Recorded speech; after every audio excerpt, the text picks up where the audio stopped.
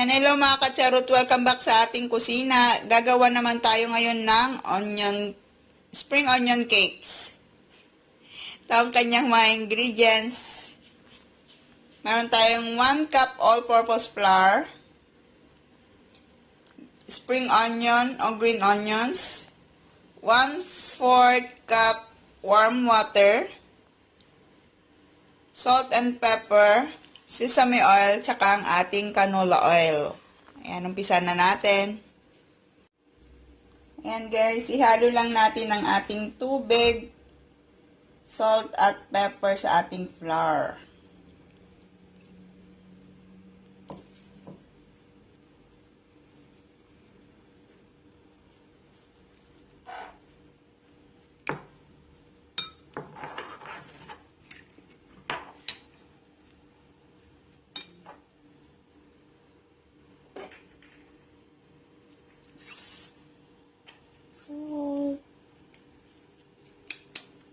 Ayan, tsaka natin siya haluin mabuti.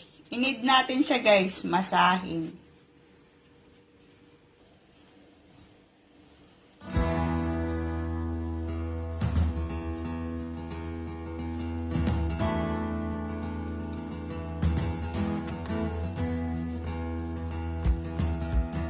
Maganda guys kung meron kayong heavy duty mixer. Pero kung masipag kayong magmasa, gaya ng kasama ko, ayan, imasa nyo siya for 15 minutes hanggang maging smooth siya. Smooth at hindi na siya madikit sa kamay at saka sa bowl.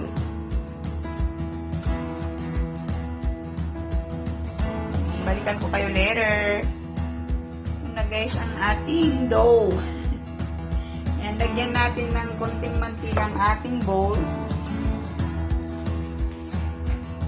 Lagay natin ang ating dough. Ayan, saka takpan muna natin siya for 30 minutes. Balikan ko kayo later.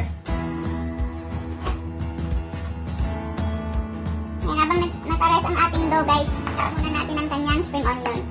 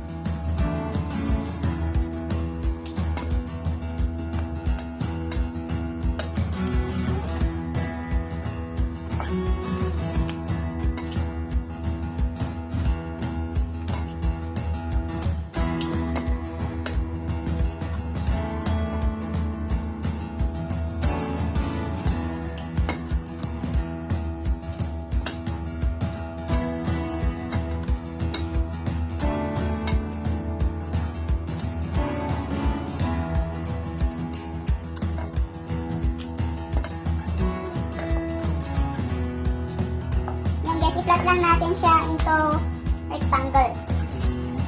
As flat as possible, as thin as possible. Ayan, saka natin siya lagyan ng sesame oil.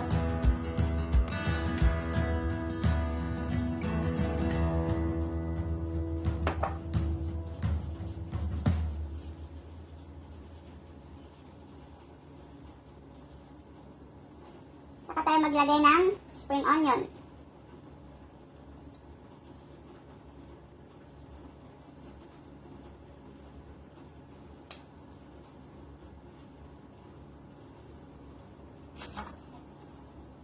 Tsaka natin siya i-roll. Guys, ganito yung pag-roll ko. Pag-roll ko. Sa both ends.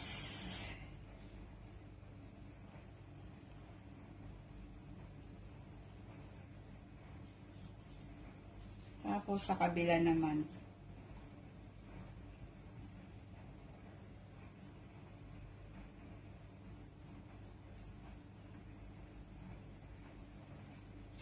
Tapos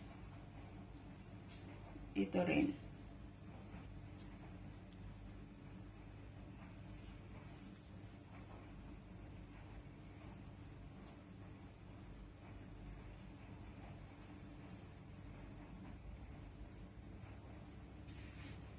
Yan.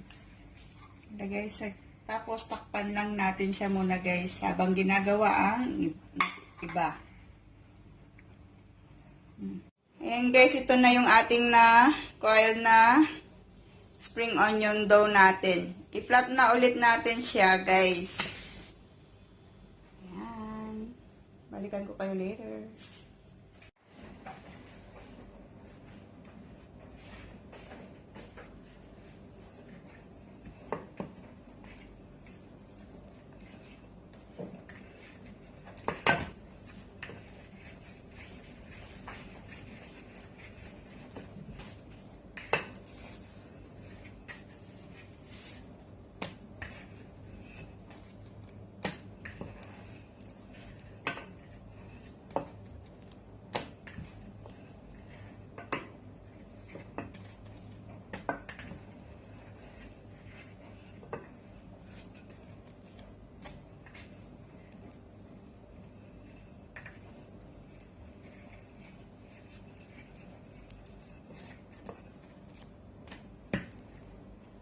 I-flat natin siya as thin as possible.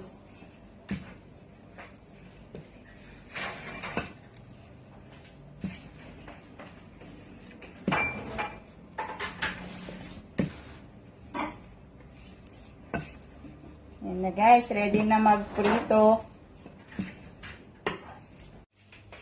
Painit na tayo ng mantika. Yan guys, prito time. Isa na namang dish na natikman ng amo namin sa ibang bansa guys. Ang spring onion cake, so tinatawag daw nilang Cong Bing. Ewan ko, Cong Bing.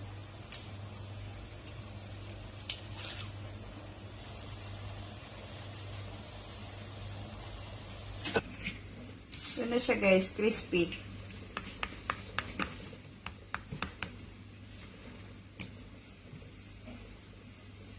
Ito lang ako guys. Balikan ko kayo later. Ayan na guys ang ating spring onion cake or pancake. Ayan. Yummers guys. Napaka crispy din.